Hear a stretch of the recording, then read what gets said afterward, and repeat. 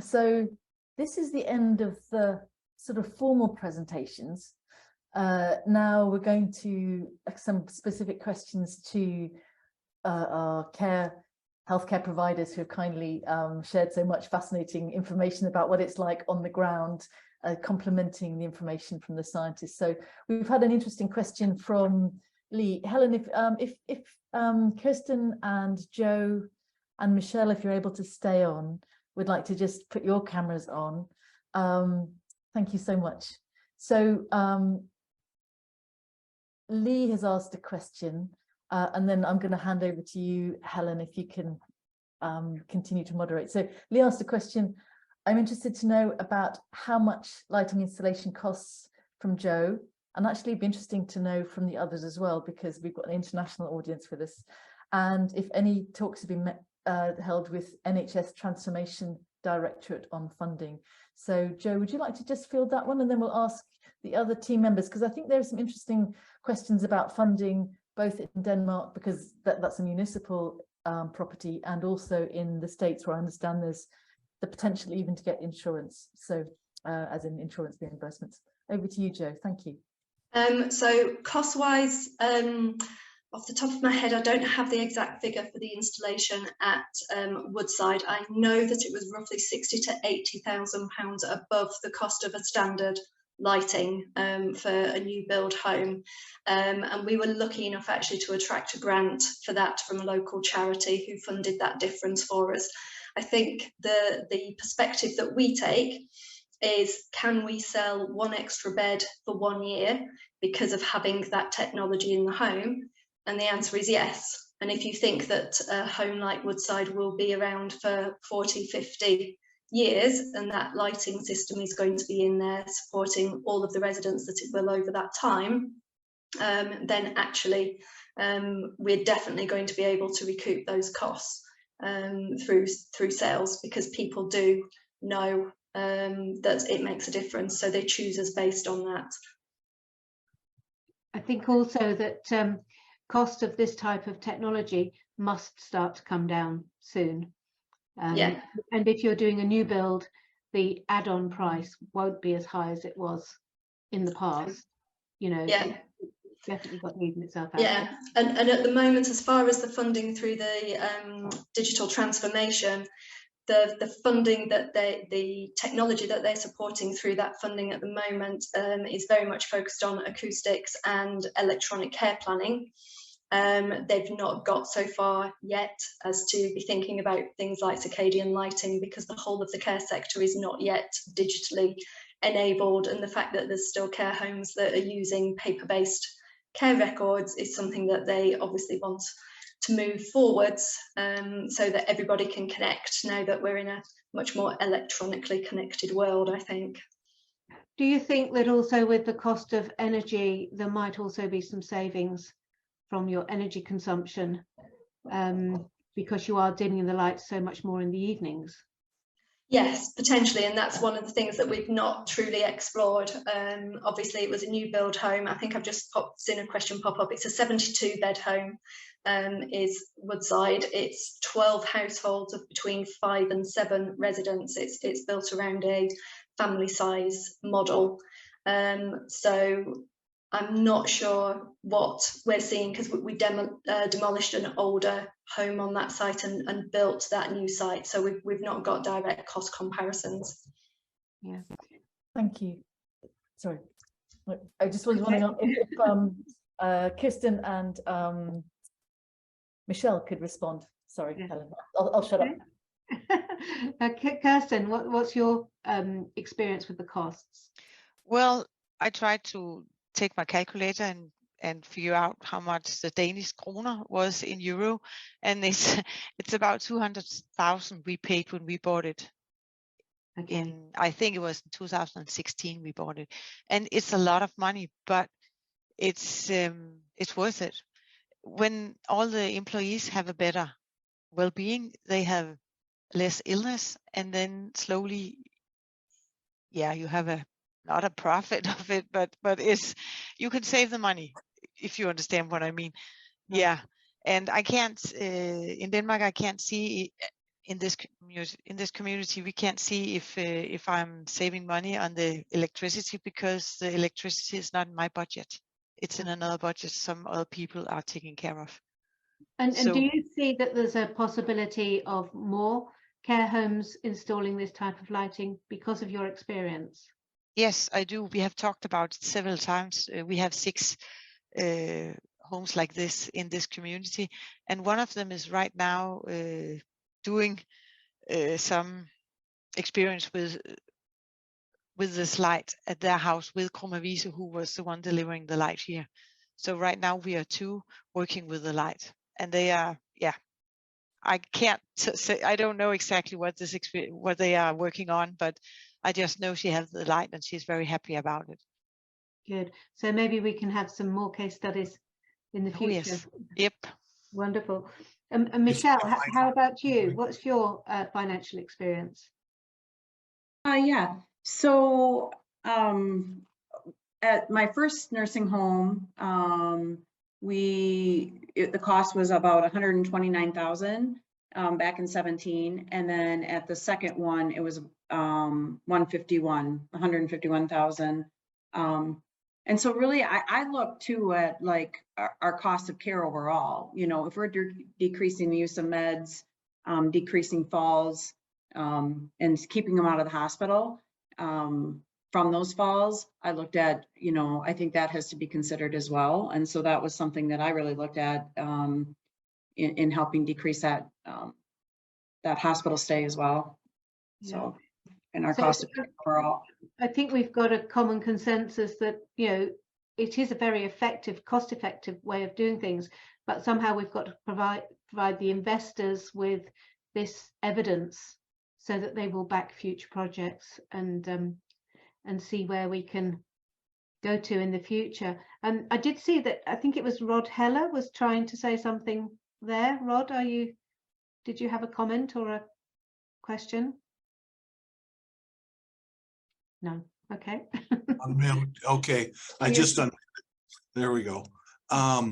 Yeah, I worked with Michelle on the installation for her facilities, and then we've got more that we have done with Dr. Rahman, and we figure right now it's about $2,500 per room.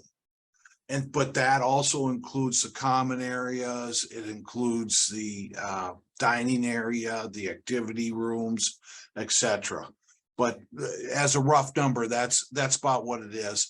And we're hoping that we can bring that cost down as what do I want to say? As the cost of LED chips come down, and then also as the control system costs, because we're working on creating an open protocol system to make everything as ubiquitous as possible, because there's really no reason to have proprietary lighting or controls in a healthcare environment. It should be all commercial grade.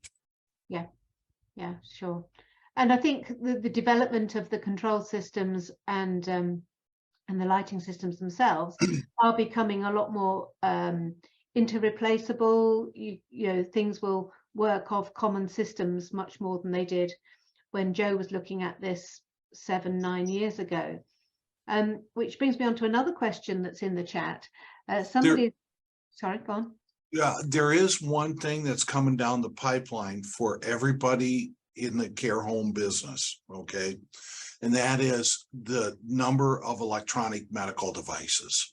There are so many that are coming down the pipeline that everybody's going to have to be sharing access to the internet. And every time you have an access point to the internet, you got the potential for cyber attacks, okay? Mm-hmm. This is a problem that we have to solve. We're working on it, but everybody, because I don't know any care homes that have IT staff members. It's just not in the budget, right? So you have to have security. We're working with a software company that has that security. We're testing things out, but when you're sensing for falls, you're sensing for incontinence, you're sensing for temperature, heart rate, etc. And it's all electronic, okay? Because we don't have the staff to do this on a timely basis. All of those sensors, like you say, they need internet access, and it's got potential for problems. And this is something that everybody that's out there in the lighting world has to understand, that you're just a piece of the puzzle.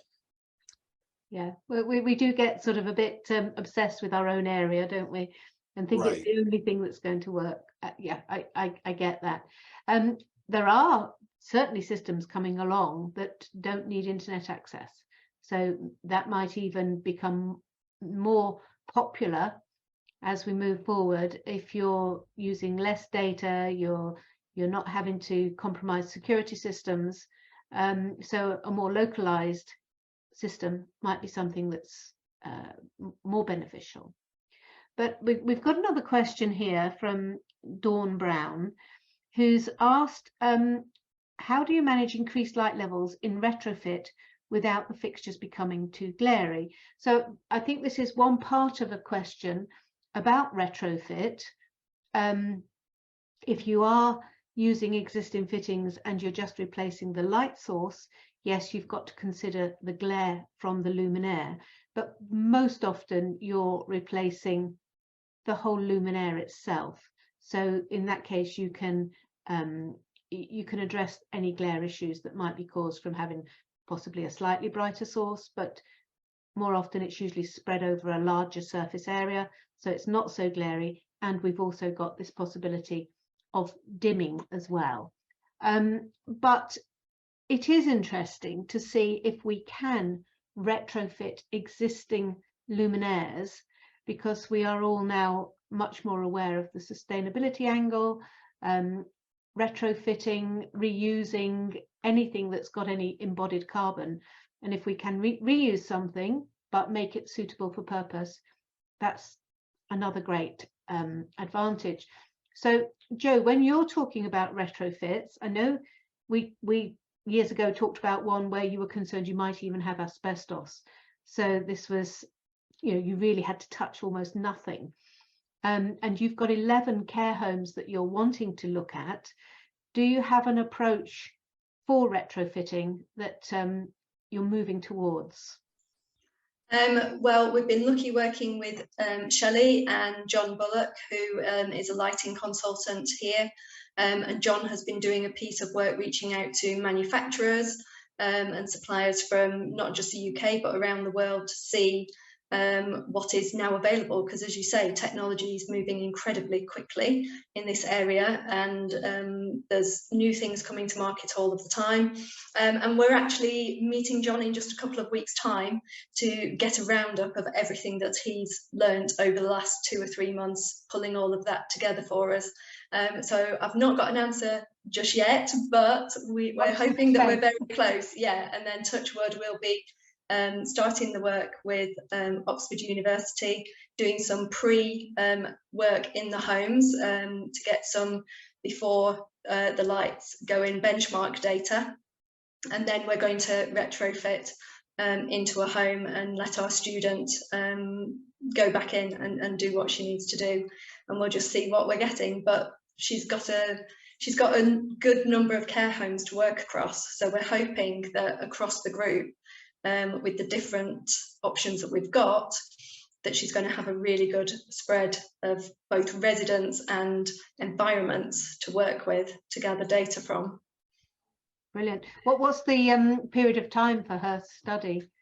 It's a 3-year PhD, just started in October, so she's at that early stage, and unfortunately we've got to get NHS ethical approval, and yes, yeah, that's potentially going to slow her down a little bit, but we're figuring out other things in the meantime while she works on that. Brilliant. And Michelle, yours were actually retrofit projects, weren't they? Oh, your microphone's on mute. We in the bedrooms, we retrofitted the lights. So we replaced the light bulbs with with LED. So the top light was the blue light, and then the bottom light was more the orange light. And that seems to work well. And, you know, staff do have to manually adjust those. So in the morning, they use the blue light on top, and then at night they have to use the orange light. But in the hallways, we were able to replace our old lights with new lights in the majority of the hallway space. So that worked out good. I think that's a really good, very simple system. If you've got general daytime lighting, which is the cooler, more intense lighting, and then in the evenings, just like you do at home, you might switch to table lamps that are lower down, lower intensity and warmer colors. You're actually achieving the same sort of effect, maybe not quite so scientifically, but you will have the same positive effects on the residents just by doing something as simple as that. It's not unusual to find care homes with two sorts of lighting with table lamps and things, because it makes it more homely and more friendly. And that's what people like to see. We all like to see our evening lighting coming down, more intimate, and why not change those, the bulbs within those luminaires into warmer, lower intensity ones. It's very, very easy to do, isn't it? Yes. But yeah, to do a fully automated system, you probably do have to change the luminaires. Kirsten, how about you? Is there anything that you want to do in the future from a retrofit point of view? Well, we changed all the lamps when we got the new light, so it was all new. But we only have it in 4 rooms, 4 apartments. Okay. So maybe we should get some light, at least in the bathrooms, at the other apartments, because if we have it in the bathrooms, you can have the orange light and they can find their way out to the toilet when they wake up. So, but that's, yeah, everything costs. I think the bathrooms are a really good case in point, because if you wake up in the middle of the night, you don't want high intensity blue light. I think if you wake up in the morning and you want to clean your teeth, where you perhaps would want bright light, maybe you can provide that in the living space and keep the bathroom as this warmer, lower intensity. But if you can have the choice of having both in the bathroom, brilliant. But if you have to make a choice, I would go with the warmer light so that it has less detrimental effect during the night time. Yeah, and many of the people living with dementia, they can't find their way out to the bathroom if it's just all dark. Yes, yes. So that would be nice. I think the Manchester group said that if you can't avoid light in the middle of the night, you have to make sure it's warm light and below 10 lux. So, you know, that's not too difficult to achieve. Yeah. Right. Have you got any more interesting questions there, Shelley, that I haven't had a chance to look at yet? I think we might actually wrap up. I think there's some really great information in the chat there. But what we might just do is ask each of our speakers that are still on the call to just make any final comments, and then we'll wrap up, I think. Is that okay for you? Yeah. Right. Yes. Thank you so much for hosting that. Kirsten, do you have any final things that you'd like other people in the room, lighting manufacturers, lighting specifiers, and others to think about? What would you say? One last section. Well, I can only say it has been worth it. It has been expensive, and sometimes it has been a lot of work getting the employees to figure out how to work with this, but it's worth it because the benefits are there. Thank you. Joe? I think I would just second that. We know it works, we know it has an impact, and the sooner we can get it into the rest of the homes, the better, as far as I'm concerned. Thank you. And Michelle, do you want to just, our transatlantic guest? Yes, I agree with both Joe and Kirsten that it is totally worth it, and our residents deserve it. And I think we all deserve it as we get older too and have to move into a nursing facility, and we'll need that in the future. And so definitely worth it. Thank you. And Helen, final thought, and then we'll wrap up with thanks to everybody who's been involved, to our sponsors, to BIOS, Glamox, Teben, everybody else who's been involved. Yeah, too many to name. Helen, last thoughts, and then we'll wrap up. Thank you. Yeah, it's great to hear all this positive news. We've been working around the edges of it for such a long time now. It would be great to see a big impact, and I think you guys are at the beginning of this impact. So yeah, thank you for your faith, and let's hope that we can really see some big differences coming up soon. And I'd like to also thank everybody else for joining us, for listening, and I'm sure Shelley will share all of this information with us, including any of the questions that we might not have been able to answer, and we'll see if we can get you an answer of some type electronically. Thank you, Shelley. Thank you so much, and thank you, Brendan, for working so hard behind the scenes. And yeah, all right, until we meet again. Thank you again. All right, bye now.